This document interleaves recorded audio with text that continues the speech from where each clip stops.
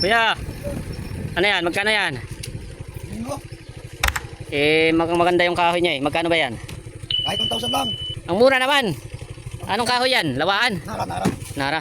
Sige, bilhin ko ha. Wait lang, itabi ko yung ano ko, motor ko. A few moments later.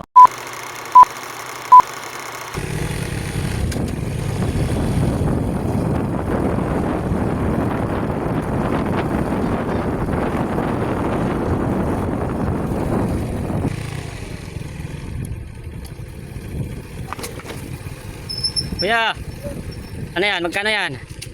Linggo. Maganda yung kahoy niya eh. Magkano ba yan? Kahit 1,000 lang. Ang mura naman. Anong kahoy yan? Lawaan? Nara. Nara. Sige, bilhin ko ha. Wait lang, itabi ko yung ano ko, motor ko. Yan guys, 1,000 daw lang, 1,000 lang daw yung ano niya.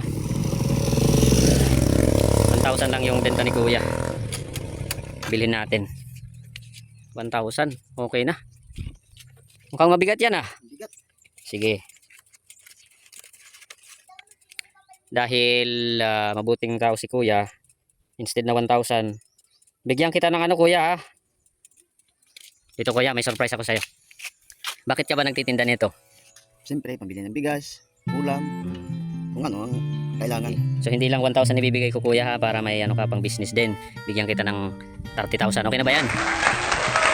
Okay na? Ano masasabi mo? Kuya. Okay, so ano mga sasabi mo sa mga katulad mong naghahanap buhay? Kayo dyan, naghanap buhay lang kayo ng mabuti. Okay, kasi? May tao nga tutulong sa atin. Alright, sige. Makapaghanap buhay tayo ng... Sige, ano. Wag mong gamitin sa bisyo yan Kuya ha, gamitin mo pang negosyo. Makabili ka din naman sa mga bata, mag-i-school na. O sige. Maraming salamat Kuya. God bless.